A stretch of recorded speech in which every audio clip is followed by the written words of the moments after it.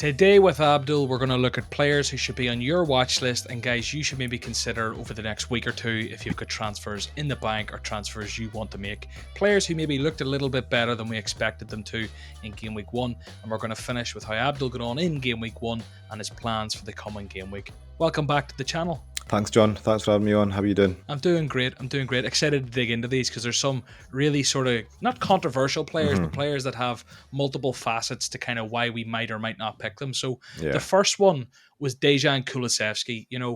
Richarlison was signed. Everyone's been worried about his game time. Richarlison suspended for Game Week 1, so he was safe. Fair play to anyone who picked him. He's on a lot of watch lists now.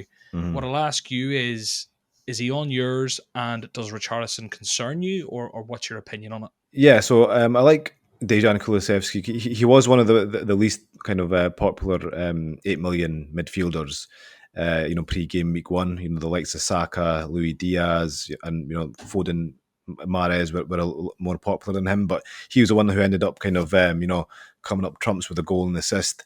And you mentioned Richarlison. I think that was the main reason why people kind of avoided him. And honestly, I think for the time being, I don't really see him being like a threat to Kulusevski. Kulusevski may kind of come off early in some matches, for Richarlison, but I think his place in the first team is secure. Yeah, I think he just looks incredible, and I think since he's joined the league, he's the top for assists out of all players. He obviously scored, was it 13-point haul in Game Week 1, a goal and an assist. He's been just doing remarkable, and I think historically, when you look at Richarlison, he generally plays off the left or up top. So maybe he's more of a depth player for Spurs to kind of fill in where needed, as opposed to maybe to displace Kulusevski, who everyone assumed was the least nailed of Son and Kane. But he's just been so good, it'd be hard to drop him. So at 8 million, probably a price rise on the cards at some stage.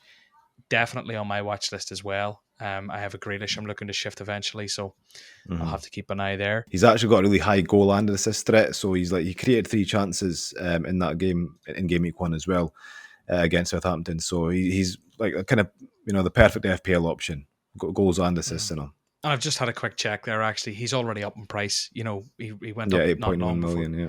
8.1 million. So the straight pivot there out of your Fodens and Mahrez is out the door. And that was the same as happened with the Kane and Haaland switch people were going for. You need to be quick at this stage in the season. Ownership changes fast. But we'll move on. Speaking of ownership, Zinchenko, it felt like everyone in the world owned him. If you live in the Twitter echo chamber, it seemed like everyone had him. But you were saying his ownership wasn't maybe as high as we thought. He smacked 12 points. He's risen to 5.1. And I have to say, I was very down on him going into the game week. But now I kind of understand people and the reasoning. They were right. Yeah, to be honest, he was around about 12-13% owned before Game Week 1. He's at like 22% now. Obviously, people have been bringing him in. And I did consider him, but the main reason why I didn't go for him and I went for Gabriel, who's a lot more nailed, is that because obviously he had Kieran Tierney at left back for competition, so I really did want to kind of risk a rotation, a rotation prone player, but he actually played on the left side of midfield, even while Kieran Tierney was fit. So, and Arsenal played with 3 centre backs. So if that carries on, John, and he's going to be playing in on the left side of midfield, then he's as what we call in FPL an OOP, an out of position player, and that's fantastic because he's going to get he's going to be more forward. He's going to be in the final third of the pitch, creating chances and getting chances at goals. So yeah, I really like Zinchenko now. I mean, obviously it's hindsight, but if I could go back, I'd definitely pick him over Gabriel. I was very down on Zinchenko going in. Obviously, the left-back rotation, worried with Tierney. I thought he played defensive midfield, but as you say, he's a bit more advanced. I didn't see the game because it was at Fantasy Football Fest, but I seen the assist. He kind of headed it back over towards Martinelli and all, and when I kind of seen it on the fly, I thought, oh, that's lucky, he's not good, but everyone's loving him. Watch Match of the Day, looked decent, but I can't say I've a lot more to say about him other than the fact that I'm definitely interested. His teammate Martinelli, now, Martinelli has had a few transfers in. He's up to 6.1 as well, another price riser. 25% team selected by now at time of recording. And again, he's one of those that I felt was in everyone's team, but ultimately 3/4 of the game still don't have him, and he's already had a price rise. So I don't know what his percentage was going into Game Week 1. It was relatively low, and he fulfilled that 6 million price tag and then Yeah. some with the 8-point haul. Great to get in the score sheet. Yeah, again, John, he was only around about 20% owned, and although that isn't low ownership, but when you're obviously in the kind of in the Twitter sphere and like on social medias, it seemed like it would have been more close to 80%. But yeah, no, he was fairly lowly owned on the grand scheme of things. And what really impressed me about Martinelli was that first of all he played the full 90 minutes, which is great for owners. And it should be quite worrying for non-owners, who are looking to bring him in, because obviously, it showed that Arteta trusts him. I think last season he got hooked off quite a lot early. And if you saw his positioning on his average position maps, John, he was almost as advanced as Gabriel Jesus. So he was just in behind kind of Gabriel Jesus. He was the second most advanced player. He could have actually had 2 goals. He kind of missed the kind of sitter from like 5 yards, and it would have been a Jesus assist. He got an XG of 0.77 with 2 shots in the box. So yeah, I mean, for 6 million, John, I mean, I'm so glad I went start the season with him. He's looking like a great value player. He's not leaving my team anytime soon. But again, no the price has risen. The price has risen. But maybe It people has. who went for those Man City midfielders and who are looking to pivot out, albeit they'll probably want to give it the Bournemouth fixture, but still he could be a nice downgrade in a way to get some cash back in the bank. Mm-hmm. Next up, speaking of kind of the 8 million or mid-price midfielders, Luis Diaz at Liverpool, you have him on your watch list? Yeah, I mean, like I have him on my team, but I think if I didn't have him on my team, he'd be in my watch list watching that game, because he just looked so dangerous, John. He was, he hit the crossbar. He had actually a goal disallowed for offside, which was really marginal. And at the moment, Jota's still injured, so he seems like a great option. And I don't know if like you remember from a team reveal, but I was really kind of oohing and between him and Andrew Robertson. And I ended up going with Luis Diaz, and I think after watching that game, I'm pretty happy with that decision. I know Robbo is still a great option, no doubt, and he may well outscore Diaz, but I think that the decision to kind of move to Diaz was really justified. I think he's going to have another a really good season for Liverpool. The amount of goals he scored, etc. So he's going to be involved. He's going to get a lot of goal contributions, I think. Yeah, it'll be really interesting to see. I think even just speaking of Liverpool and that guy you mentioned, Robbo, how many? Mm-hmm. I would say that the players that'll do this would probably be the more casual, inexperienced players.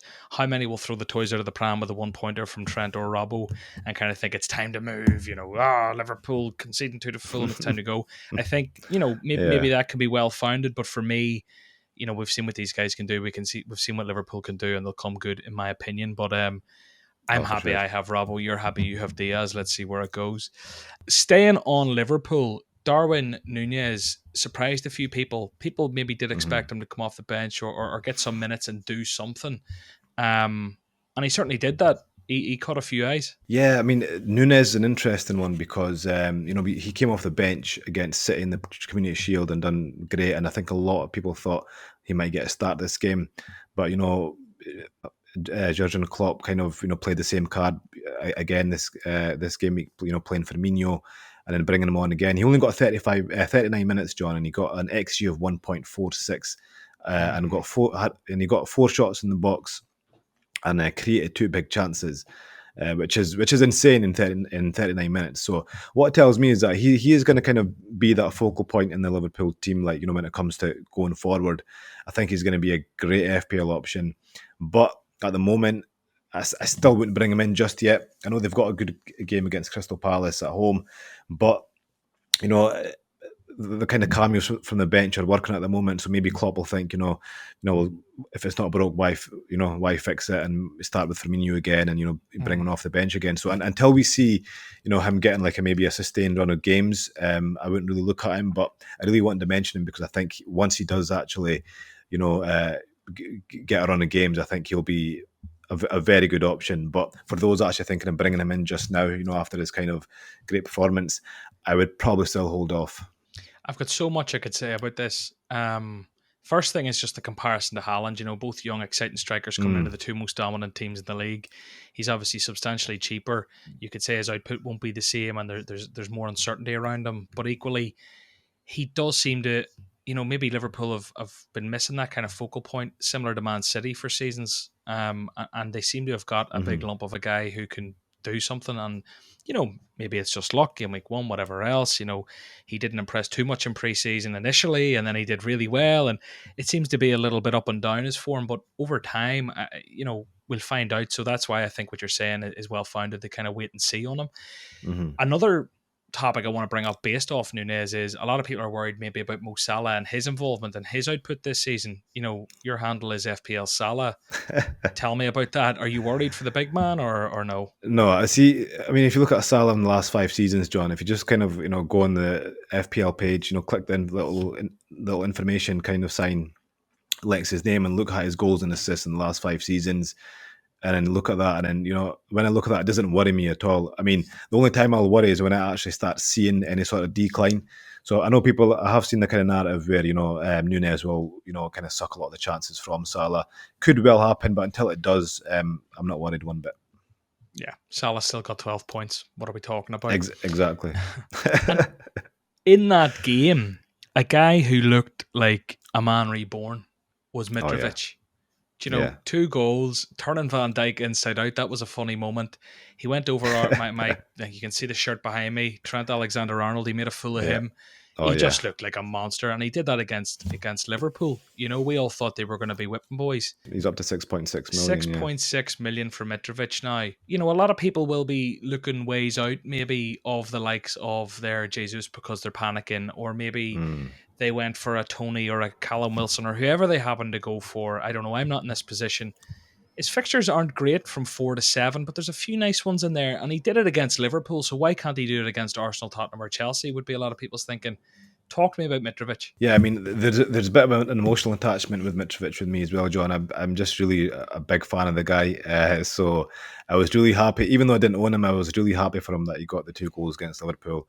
And, I knew he was going to be in my team at some point in the season. I think he's going to be great value.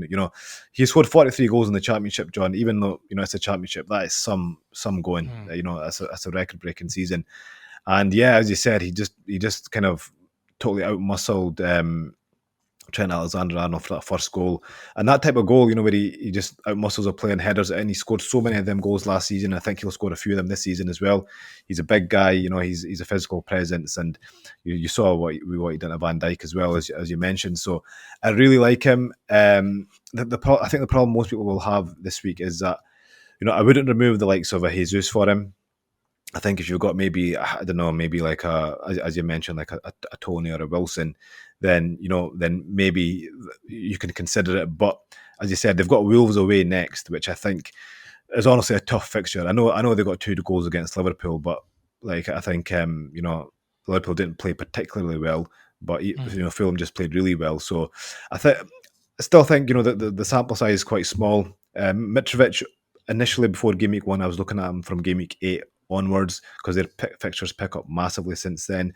But I think it really is kind of team dependent. If you've got a Jesus, then no, don't get rid of a Jesus for a Mitrovic. But maybe some of the other mid-price forwards, it'll probably be worth it. Over to Leeds, and this is a team that I was really worried about coming into the season. I actually thought Bamford was madly overpriced, who maybe we'll get on to. But they do look a bit exciting. They look a bit like I thought losing Rafinha would be absolutely horrible for them. I know a lot of their signings that they've made over the summer because I watch football across Europe religiously. Big fan of Christensen, who came from Salzburg, and that guy Aaronson, who also came from Salzburg. Big fan. But I just didn't think he would have done it. But he was very, very unlucky not to get a goal. It was an own goal, inches in it. And, people were talking about him before the game week, but even at time of recording, 1.2% ownership, massive differential, and he's on your watch list. Tell me about him. For sure. I mean, like, if you, I've seen the extended highlights of that game, John, and he was very attacking and checked his kind of heat maps, and he was basically like, if you looked at his average heat map, he was the second most advanced player, and he got a few shots away. He was very attacking. And if you look at the actual stats, John, right, you'll see he only got an XG of 0.03. And that's because obviously, the own goal. But I mean, that was inches away. So he was in that position and he made that goal basically. It was his goal. So that the stats, like sometimes the stats don't tell you the full story. Like not often, but this is one of those cases where the stats don't tell you the full story. And looking at the way his positioning, he was in so many, like, making so many good runs, but just sometimes he just didn't get the ball. And obviously, if you got that goal, it would have been a totally different story, and his price may have already risen by then. But I think that's maybe a kind of a blessing in disguise for those who don't own him and are looking to bring him in. He looks like a great option. I really like him. Okay, so Aaronson on the watch list. We'll have to keep an eye on him, and particularly, I suppose, the fixtures. Southampton, then Chelsea doesn't look great, but after that, there's a run of Brighton, Everton, Brentford, Forest, and then United, who aren't looking too amazing, I don't know. Villa and Palace. So, like in the first 10 game weeks, there's really only one proper tough fixture there. The rest of them, could be up for debate, and you'd expect Leeds could do something. So, speaking of For Leeds, sure. Bamford, you Yeah. have him in your watch list. Now, I didn't really like Bamford getting into the season. Just when I compared him to the other, like the Mitrovic's and the other sort of 6.5, 7 million forwards, even the Callum Wilsons, etc. And, Yeah. Bamford came in at that 7.5 mark. Yeah. I didn't like the price for him because I didn't expect much from Leeds, but you like the look of him in game week 1. Yeah, I mean, I really liked them pre-game week 1, but as just like you, John, I didn't. I think that FPL may have priced him 0.5 over because, I mean, he just came back from a long injury layoff, and obviously, the season, his kind of the first season he came up with Leeds, he scored 17 goals and 11 assists. So I mean, that's phenomenal numbers. But obviously, with that long injury layoff, you don't know how he's going to kind of come back and whether he's going to be the same player, etc. But judging from that first game, he was looking like the same kind of Bamford in that kind of debut season. He's the type of forward that he gets goals and assists, and as you saw as well, like the way he kind of assisted that almost Aronson goal. He kind of ran down the kind of wing and just a brilliant cross in, and he was like that in his debut season as well. So I think if he kind of keeps up that same output, I don't see any reason why he can't get. I don't think he'll get as much as this kind of 17 goals and 11 assists, like that's 28 attacking returns, but I think he can definitely make it. Maybe 12 to 15 goals and maybe 8-9 assists this season, and for 7.5 million, that's a fantastic price. And I'd probably be looking at him from game week 4 onwards. As you said, you mentioned that Chelsea fixture, and sandwiched in between 2 and 4. So yeah, I really like the look of him, and again, I can see him being in my team, at some point in the season. Well, there's 8 players for people's watch lists, and it's time to have a look at your team and how it did last week, and then looking ahead to what you might do going into next week. So, Abdul, you came out of the blocks flying. 386,000th, 786th. You're right up there. It is fine margins at the top of the game now. Very template teams up there. I got 74. There seems to be a lot of people around the kind of 73, 74 mark. You kind of excelled and got to that 78 mark, albeit it is very small margins over the course of a season, but those few points add up. You had Diaz there, it's the double City defense, and you had Gabriel maybe, where other people might have had the likes of a Perisic or a Robbo, even a Nico Williams. Ward kind of let you down. Reference, you had Sanchez on the bench with 4 points. Yeah. So a few things didn't go your way, but ultimately you definitely would have took 78 points going into this week. I'd bet my life you would have took that. 100%, John. I mean, I remember you asked me in my last team reveal whether I would have taken 66 points, and I said yeah. So 78 points is it was a great start. I mean, as I said, John, I always say this at the start of the season. I always just look to kind of stay with the pack and try and get keep my team keep my team as template as possible, and then kind of diverge a bit, maybe from game week 8 or 9 onwards when we start using our wild cards. But there's no reason to gamble, at the start of the season. And as you said, the template's done well again this season. And I mean, like at the time of recording, I suppose I want to ask you your thoughts on what you're going to do. If people want to see your final team reveal, they can find that on Hub or check you on Twitter for that. But I suppose, do you have any mad plans? I doubt you do. But the big question here maybe is captaincy. Salah and Haaland. It's the big debate of the week. What are you thinking? Yeah, in terms of transfers, John, like I've got, as you can see, I've got like all my players, 11 players playing at home, all with kind of good options. So yeah, I'm not looking to make any transfers unless there's some sort of major injury or something like that. And yeah, I think the big one this week is the captaincy. But for me, it's got to be Haaland. I mean, he got, I think it was a 1.83 xG against West Ham. He scored the brace, and I think we know now he's on penalties as well. And then you just kind of think to yourself, what is he going to do at Bournemouth at home? What is he going to do to them? That could be a cricket line score line. You know what I mean? cricket scoreline. So, yeah, for me, I'm on Haaland at the moment with Salah as my vice.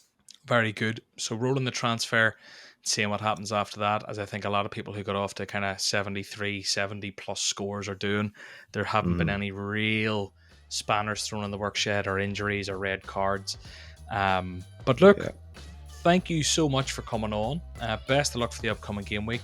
If people enjoyed this, hit the like button, subscribe, and if you want 50% off Fantasy Football Hub subscription right now, click the link in the description and sign up. You won't regret it. Bye-bye.